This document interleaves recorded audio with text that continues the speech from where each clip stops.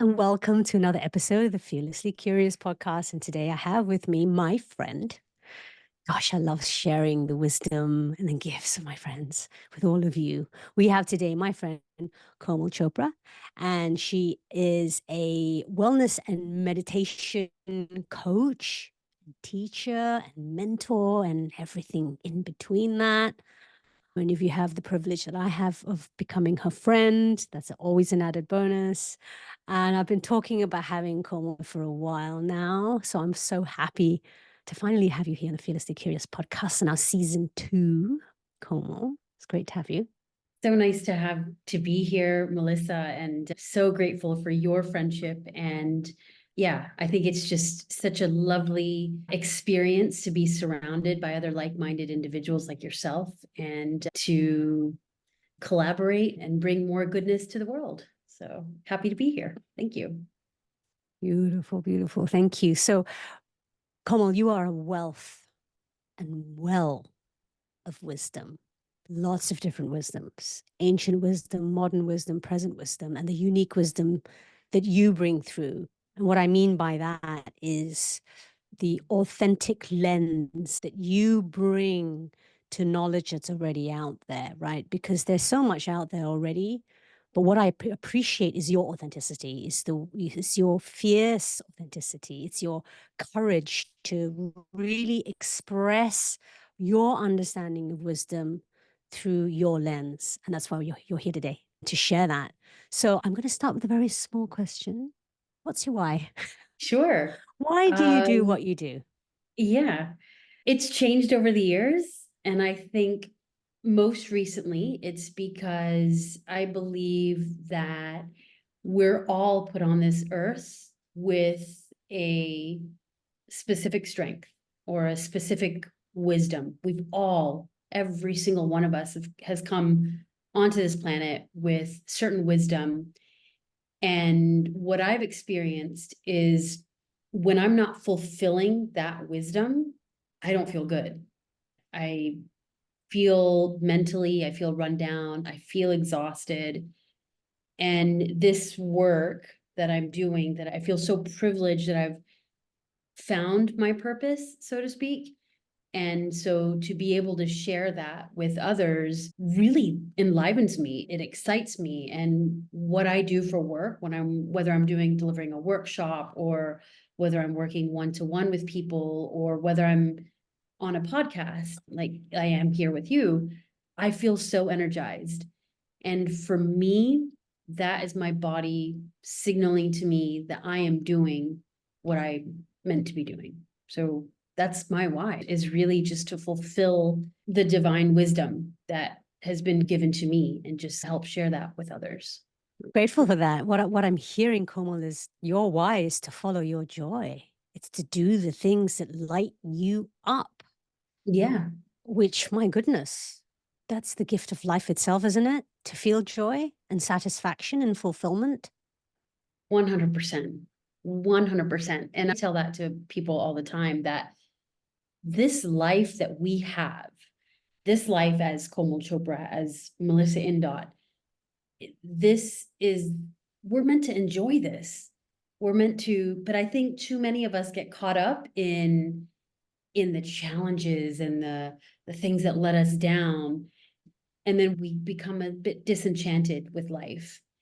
And I think whatever you are being served, however you're being served, the greatest honor that you can give yourself is to create and gain more awareness, understand yourself at a deeper level, to know what it is. Why are you on this planet? What is your why? What's your purpose and joy that you're meant to be practicing in this life? What is your why? What is your joy? I can't agree with you more. Like you say, the greatest gift is life itself. And what I see when we look at nature, we look at the world around us. The world, the planet, when we take humans out of it, especially, is thriving. Yeah. It's constantly thriving in its seasons and cycles. Mhm. Everything nature needs, life needs, It takes and it gives, it provides within this sort of infinitely abundant relationship. And it's not a codependent relationship, it's an interdependent relationship. Every element is doing, it's being its thing, and is part of this sort of very complex yet simple tapestry that works. It's this intelligence, right? And somehow or another, and it's masters a concept of evolution as humans. And we can go for years talking about ego and control. As humans, we feel like we want to control. We want to get a grasp on things. And for many reasons, again, probably for further podcast conversations, systemically, everything has been, there's the word systemically, everything has been put into a system, like how we should live our lives. The idea may be, one can argue, to control, the other is to simplify it, is to give guidance and structure. But ultimately, what's happened is we have spent our lives, and I'm talking about the generations before us, being put into a path. You go to school, you have formal education, you get your A levels or whatever the form is, secondary education, you go to university or college and you qualify as something, you gain that formal academic education, then you go out, you get a job, you find a partner, you get married, you start a family, you have 3.4 children, or you can't have 0.4 children. You get the mortgage, or you buy the house or the car, you acquire, and then you save for a rainy day, and ta-da, that's life, right? Which is all well and good. But what we're not encouraged to do is, like you say, is to know ourselves. Like in that path, in that structure, how do we bring our uniqueness through? And being a meditation coach and a wellness coach as well, I know that you would have a lot to say, which I'm going to invite you to say, about how not being ourselves, how abandoning who we are, how by plugging into the systems, how by not being aware, we move away from who we truly are. And that affects our well-being and our mental health. Yeah.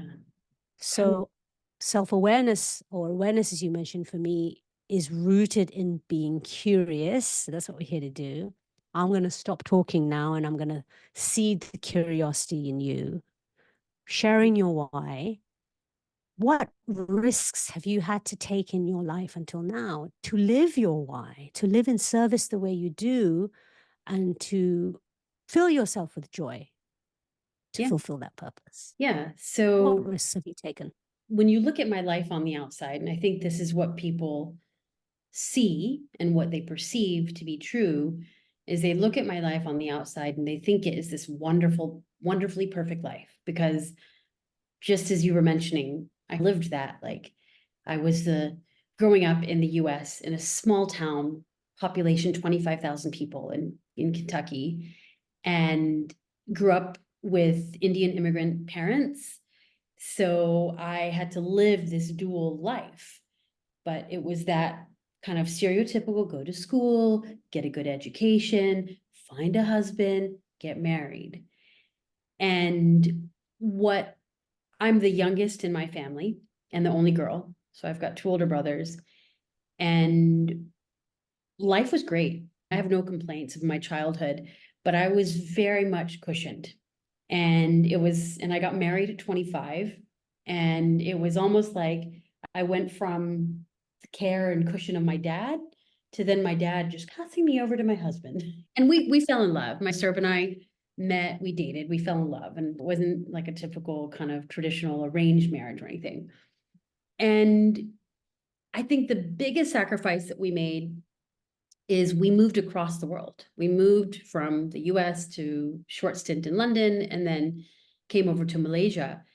And that really brought on a whole new realm of opening of my mind, opening of what I knew. And we moved to a place where we didn't know anybody. We didn't know a single soul in Malaysia when we moved here. London, we knew people, we had family and things like, so that was an easier move. And then we started a family here, and I had twins for the first time without any support at all, and no family support, nothing. And I say it's a sacrifice, but now on the other end of it, I can see that sacrifice is actually what strengthened me. In the end, it strengthened my relationship with Serb, and that becoming a mom for the first time to the twins was, and that was my initial why, but that was the start of my spiritual journey. And that kind of blossomed to where I am today. But I'd say the biggest sacrifice was just living on the other side of the world, away from family, away from what we knew, and having to expand my mind and open curiosity and really move from a critical mind to more of a curious mind. And it took a few years to do that. It didn't happen overnight. And I think it definitely coincided with the fact that I became a mom and had a rebirth myself. Mm. Yeah, that is definitely the biggest sacrifice that sparked a lot of things after that. Okay.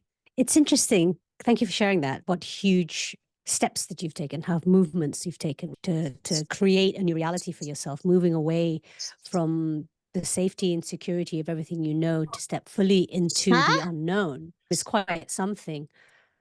It's interesting there because I asked what risk did you take? Mm, And you spoke of sacrifice. yeah. Yeah. That's what I love about these podcasts. Would you say taking risks is the same as making sacrifices? Yeah. I think in some cases, probably not in all cases, but I do Okay. think in some cases it is. And it was that typical thing, trailing spouse, following the husband. Husband had the job. So we came Uh-huh. here, and it started out with excitement because we were newly-ish, and moved here without kids, and then got pregnant and had our children here. And here we are now, almost 14 years later. So it's been an incredible journey, and I wouldn't trade it for the world. But yeah, I would say that in this case, it was a risk that was a Mm-hmm. sacrifice, turned into a sacrifice.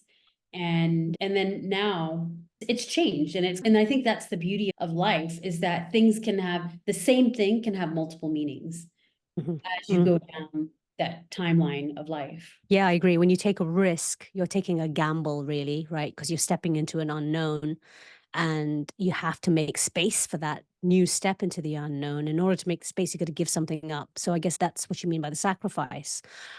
So what stereotypes then in the risk that you took and the sacrifice that you made, what stereotypes, what kind of structured belief systems do you think you disrupted? You mentioned being a trailing spouse. And so what kind of stereotypes did you break?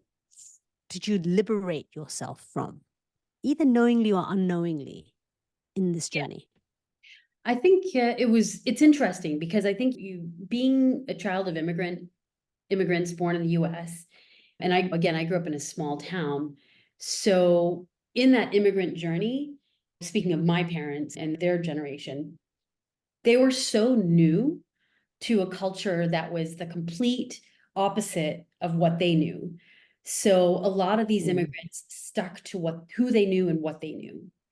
And mm, in my case, it's not just other Indian families, but it was so specific to say, not even just it was like North Indian families.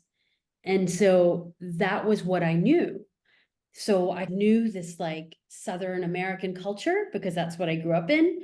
And then at home, it was like this Northern Indian culture. And then I moved to Malaysia, and the Indian population here is primarily South Indian.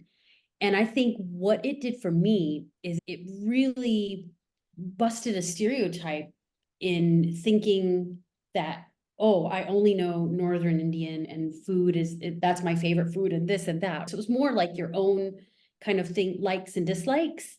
And mhm, coming here, I am so appreciative of breaking down the stereotypes that I might have had in my head, breaking down all of these things, because I realized that it made me look at India as more of as a unified country.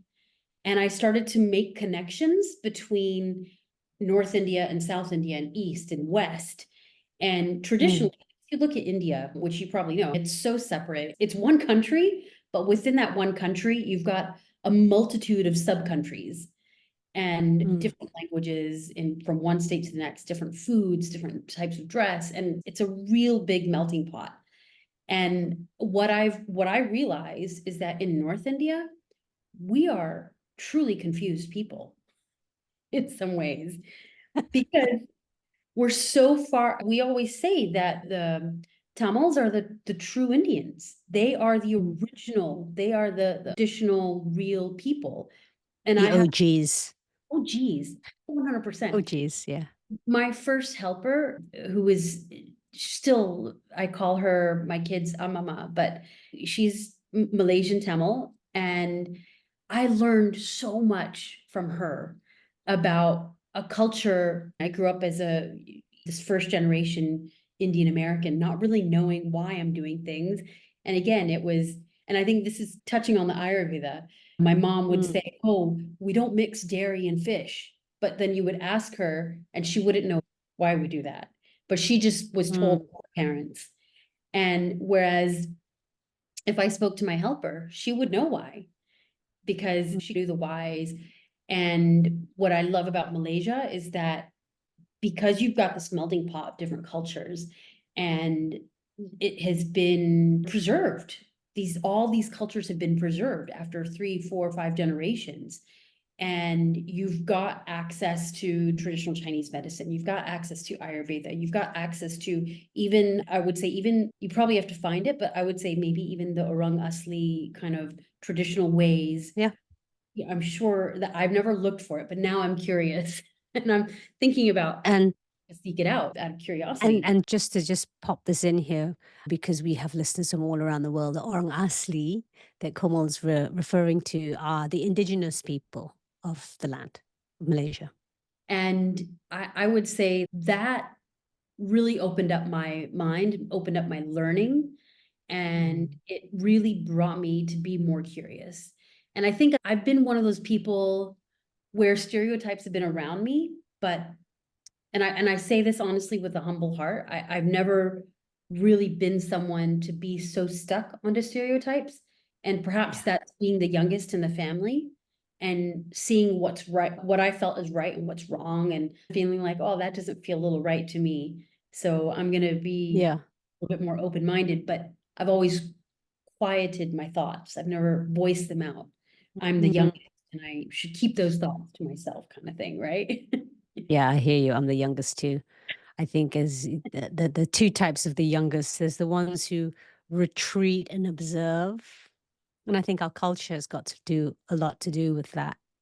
Be seen and not heard, but also being the youngest because the energy of our older siblings is, we look up to them, so we're observing more. That's definitely where I resonate with you.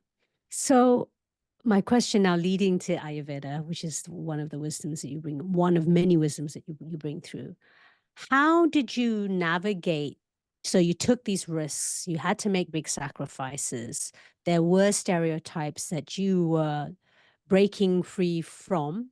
Maybe Yeah. not, maybe with not such a big struggle because you were quite pretty open-minded and you naturally were an observer and curious, right? So you use these, I call it pushbacks, like anything that's different to what you're used to. You leaned into it with your curiosity, with this open awareness, natural open awareness, and moved through it. But in the moments of struggle, and I'm wondering whether there were any particular events leading up to where you are now, whether it's changing where you lived, adjusting to a new culture, a new country, new ways of being, motherhood. And I'm going to drop this in now as a seed.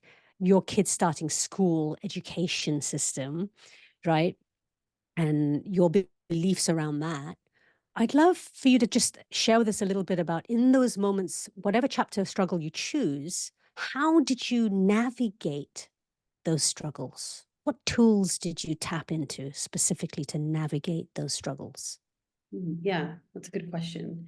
So the one was actually, I would say the first thing, the curiosity of Ayurveda really struck me after I delivered and understanding confinement. And that is such a big thing here. So confinement is that Yes. natal period. And a lot of cultures have different confinement rules or way of doing. I don't like the word rules, but way of doing things, right? And the whole idea is to, in the Indian culture, we have 40 days. So it's those first 40 days after postnatal. And what they say is the first 40 days set you up for the next 40 years of your life.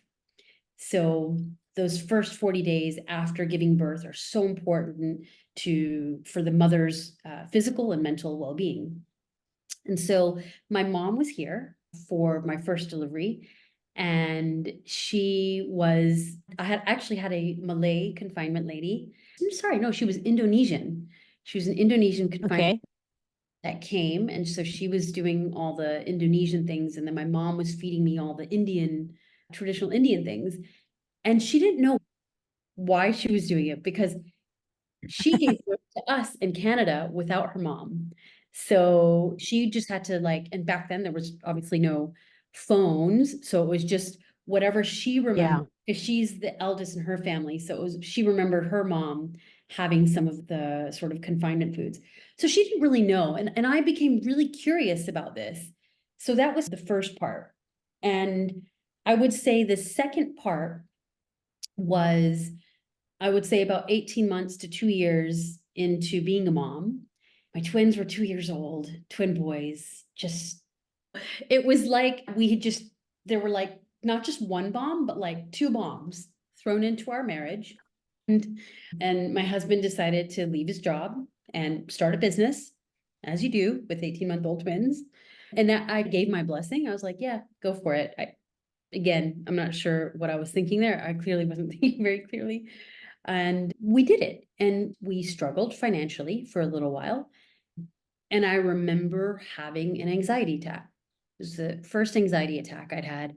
And not knowing really what it was, but having that feeling where you are not in control of your body. You're not in control of I remember finding it difficult to breathe. And that was such a scary experience to feel. And luckily, I think because Serb and I have lived away from friends, away from close friends, away from close family, we had built this strong foundation as in our relationship. So he was the person that I leaned on during that time. And I'm also very fortunate that my mom was my first or is my first meditation teacher. And I used to watch her meditate from as far as I can remember. She taught me how to meditate when I was a teenage rebel, so in and out. And I leaned back into that, and I went back to her teachings, and I never really resonated with her way of teaching me. And you could say it was a bit old school. But my eldest brother has always been very curious about wellness and mental health. And so he gave me more of a modern approach to meditation and neuroscience. So again, I leaned into that and I took on his advice. And it's that thing when you're in a desperate time, after that anxiety attack, I made a solid decision in my life. I said, I do not want to be a depressed mom. I do not want that. I don't want my kids to grow up with this cranky me, cranky version and always naggy version of me. So I made a decision right then and there. I want to be an inspiration for my kids. I want to be someone that they look up to, someone that when they go out to find their spouse or partner, they want to find someone that has some of those characteristics that I have. And so that was a really big motivation for me to go down the path that I went down. And that continued. So we have three boys. I talk about the twins a lot, but we do have three boys. And my biggest pride and joy are all three of my kids.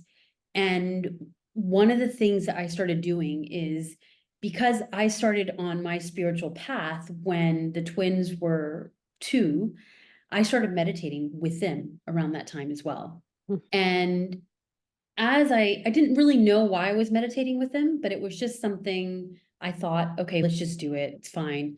Hoping that it gave me some sort of peace.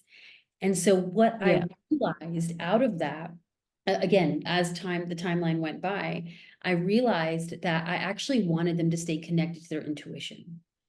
And what I realized is that as we move along in this world, we've got technology, we've got all these things that are telling us we're inundated with information. How do we decipher what's right and what's wrong? What's right for us and what's wrong for us? Mm. Not that things are innately right or wrong. Things are just things. But what Mm. is information is useful for us and what information is not useful for us. And I always lean back to my intuition. And I feel that our body gives us those signals that guide us to tell us what is useful for us and what's not useful for us. And now with AI, artificial intelligence, there's all these things, potential fake news. We don't know what is going to be actually, now we don't know what's going to be right, what's going to be true. What's manipulated? Yeah, exactly. But we can always come back to this, or this rather, and understand what's right and what's wrong. What's manipulated, what's not manipulated. What is useful for me, what's Mm. not useful for me. What is going to be healthy consumption, what's going to be unhealthy consumption. And as my kids went to primary school, I started to Oh, realize, can I pause you there sure, for a moment? Because I feel like we're going to another chapter, and I just want to recap because you shared so much there already, yeah, if I sure, may. sure. You talked about making this decision. Rather, your husband, Sir, made this decision when you had the kids, to become an entrepreneur, start his own business. And you said, and you gave him your blessing, like at the most crucial time, yeah, like 18 months, right? He left like a secured job to start his own business. And you literally said this, I gave him my blessing.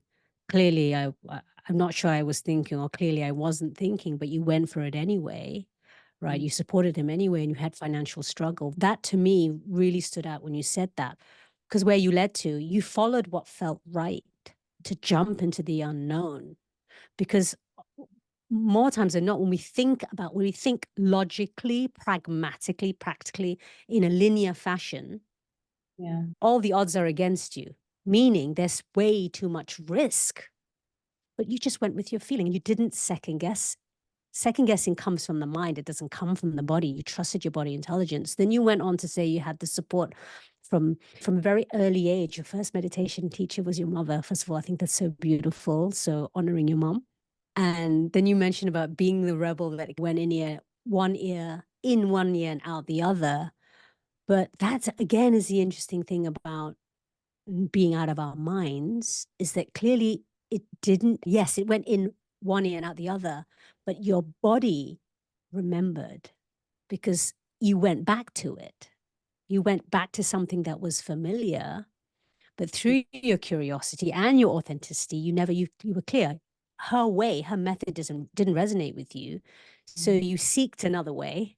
You found a new teacher or mentor through your brother who opened your eyes, or rather, your eyes were already open, because curiosity is about widening the eyes more, right? yeah, Like a child. I use this analogy. If we could really reconnect with that inner child's gift of curiosity, you give a child an ice cream. Every time you give the child the ice cream, this is what they do. And it's like it's their first time ever, right? They relish everything. You look at their body somatically, the eyes, the drool, the body language. Oh, first time having an ice cream. yeah, Imagine if we lived life that way. But that's what you did. You were like, I want to go back to meditation. Yeah, mom is not my flavor. I'm going to yeah, search for my flavor. You found it through your brother, another blessing, honoring your brother, and then found and made your own way. And then went back to it again to give it and gift it to your kids. Because yes, we can be curious about what is aligned, because you said, well, like, what's right for us and not Yes. right for us, as opposed to just plugging into what everybody, media or books or our peers even, and sometimes even our coaches and teachers and mentors, and often with no ill intent. It's really to support us, but not everything out there is for us. That's why we're different. We Yeah. have different needs and views, Mm. but that also facilitates our authenticity. If we get clear on what is right, what is aligned for us in our body intelligence, then it supports how we show up as who we're Yeah. meant to be. And you are a clear model of that through your struggles, through generational conditioning. You have remained so open. And in those moments where there was struggle, you were able to tap in back to these resources, inner resources, and evolve the resources, expand the resources as you evolved and expanded and Mm. continue to expand, and then give it to your children so that they too can be the people they're born to be, Yeah. mindful of how you want to be a support and not a hinder to them. But even more beautiful than that is the fact that you want to bring this and offer this and serve humanity with it too. It's not just you and your family. Mm. So I just wanted to cap that because I want to shine a light on everything you've just shared as your personal story. Has so much value as your personal story and experience, but in the way it enriches us here on this podcast and as listeners. So thank you for sharing that. Now I'm going to hand the mic over back to you. You wanted to talk about and share a little bit about your kids getting into school, I think, something like Yeah. that. So I'm going to hand it back to Yeah. you. Yeah. Yeah. It comes back to the whole intuition piece. And I started to think about, I've always told them that they're gentlemen in training. And I still really believe in this traditional aspect of gentlemen. And I really want them to be able to respect everyone, men and women, understand the boundaries, that there are Yeah. boundaries you have between people, even between amongst the three of them. And trust me, it's so hard to get three boys to understand each other's boundaries, but yeah, so that was always the cornerstone of everything, is this whole gentleman in training. And when Mhm. I think, a work in progress for me and something that I'm very curious in, is the whole masculine, feminine energy and understanding that. And I'm actually in progress or in development stages of actually creating a program which is called Boys to Men, homage to my first concert I ever went to back in. But and the whole idea is, how do we, because I see that boys are missing out. We're in this big feminine movement, which is amazing, but I do think it's being routed in a little bit of an extreme direction. And so what do we do with the boys? The boys also have to understand that they've got to move into this new realm as well and support the women that they're with. So what does it mean to have this masculine energy, right? So every human being has masculine and feminine energy. And it's about understanding and having this awareness of what is masculine energy, what's feminine energy. So this intuitive and creative sense is more the feminine energy. The structure and the logic is the masculine energy. But you can't have one without the other. You've got to have them both there, right? And of course, levels differ person to person, right? That was the big thing that I really wanted with the boys, is to understand this intuitive and creative energy. And we sent them to school. Just we thought, oh, it's and what I'm seeing with schools, yes, a part of you as a parent wants to send your kid to a good school that has good academics, a great academic background and success and all of these things, right? And you want something that has some values that enrich into the children, something more than academics, right? Yeah. And a little bit, And I think people would be lying if they don't say this, but a little bit of it is the ego comes into play. Uh-huh. And that's where the name comes in. You also want to find a good, reputable school Mm. child too, right? So there's a little bit of that. And a lot of people won't admit that, but I will admit that, yeah, of course, we had a bit of that as well, right? And the biggest thing was we sent them to a great school. And what I started noticing, and especially after COVID, was that whatever, it's a system. So whatever we were putting them in, whatever we wanted to bring into them, their intuition and all of that, was actually being knocked out of them. So Yeah, whatever, do as you're told. Do as you're yeah, told. And do as you're told without space, not to question or challenge, but to be curious. So that, because the way the system is built is that if anybody questions it, it's seen as being a challenge as opposed to a way for individuals to learn who they are through a system, who they are and who they are not. yes, exactly. Yeah. And so for me, this was again a big risk that we took. We told the kids, we said, hey, if you guys want to homeschool, let's create our own version of school. And you can learn what you want to learn. If there's certain topics you want to go deeper in, we can do that. So we left the decision up to them. And it was about a year ago, this time last year, one of the twins came home from school and he said, yeah, I'm ready to be homeschooled. I was really surprised. Took the other twin a little bit of time, but he was okay with it. Number three, we didn't really give him much of a choice, but he had just started primary school. So Yeah. he didn't really know. But we also knew that there's a little bit of a sibling bonding when you're being educated in the same way. And we didn't want him to miss out on that. So we went against the grain. We went against the norm. And now we're homeschooling the kids. And I'm sure that as I choose to only look when we share this information with people, I choose to only look at the people that are actually curious about it. And I'm sure that there's a lot of people that we've told who think we're out of our mind and we're crazy and that our kids are going to go nowhere. And that's okay.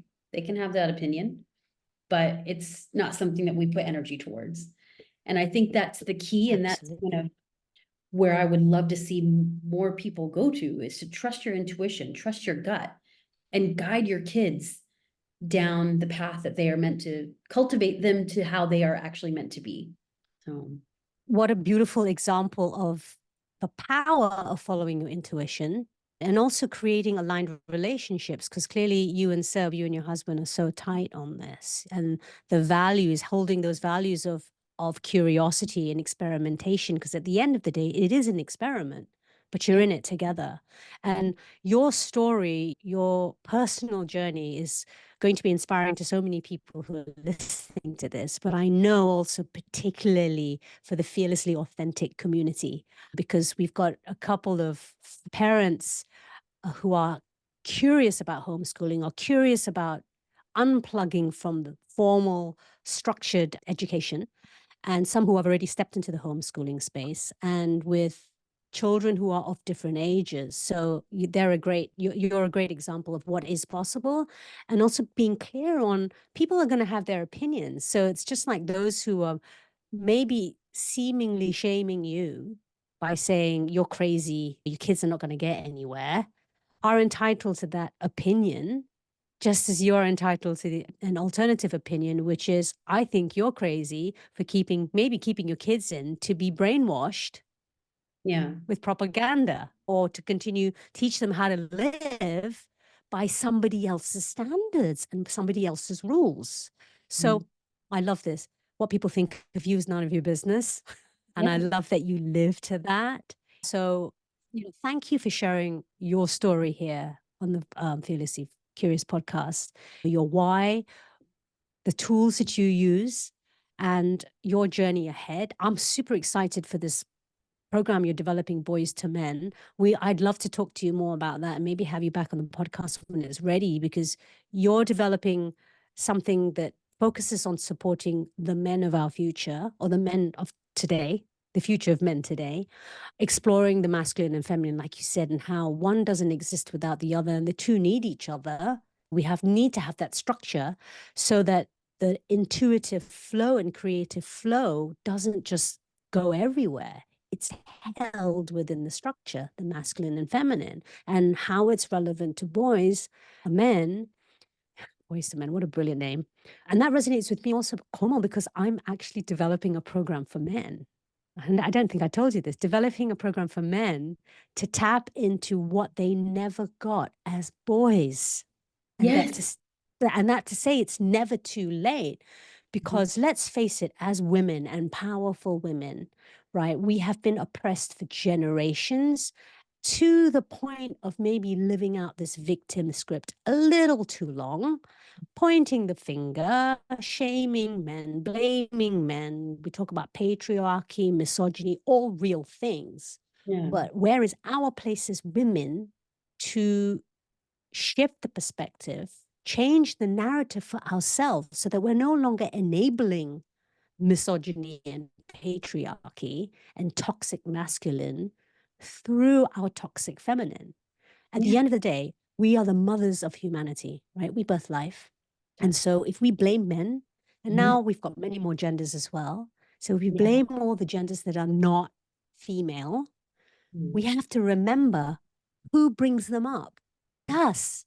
So Yeah. we need to take care of our toxic feminine and also our toxic masculine within us. So I'm so excited for your Boys to Men program. I'm so excited to get my program out too, which is, it's like we're mirroring each other, come on. And I feel in our Yeah. friendship, we do this so much. Yeah. So I'm so grateful. Thank you for saying yes, and being here on the podcast. You and I can talk I, a lot about a lot of things. So I'm definitely yeah. going to have you back. And I mean it when I say, let's talk about the programs, maybe a way for us to collaborate. That would be Yeah. awesome.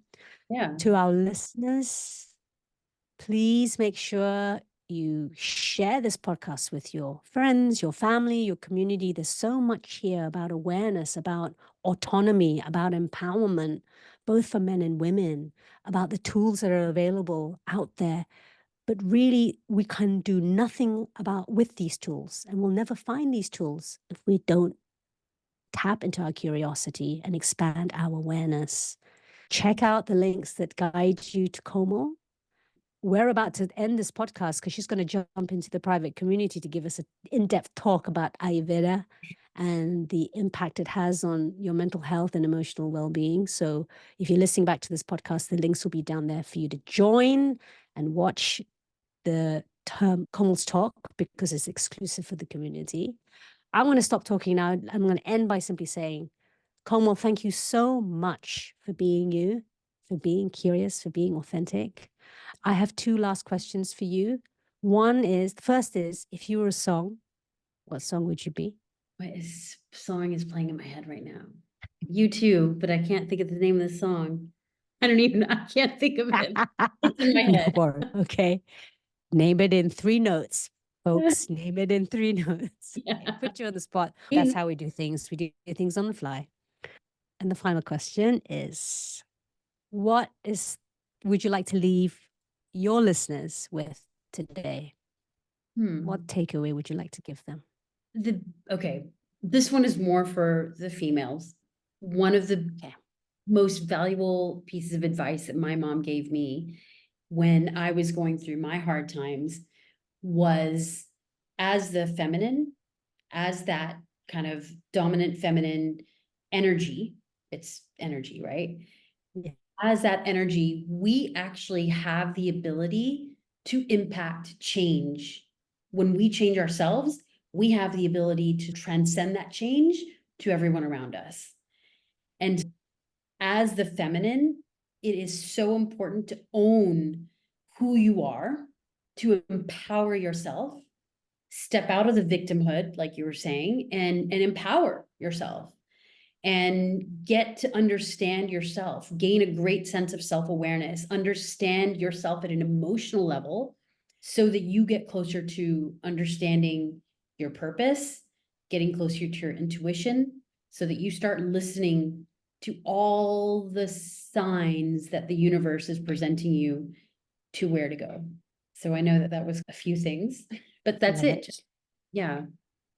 Own your Thank you, energy. Komal. Thank you. Own your energy. Be the person you are born to be. Komal, it's been an absolute pleasure. Until next time, folks, hit that subscribe and follow button, and I'll see you on the next episode of the Fearlessly Curious podcast. Bye for now. Melissa. Thank you guys.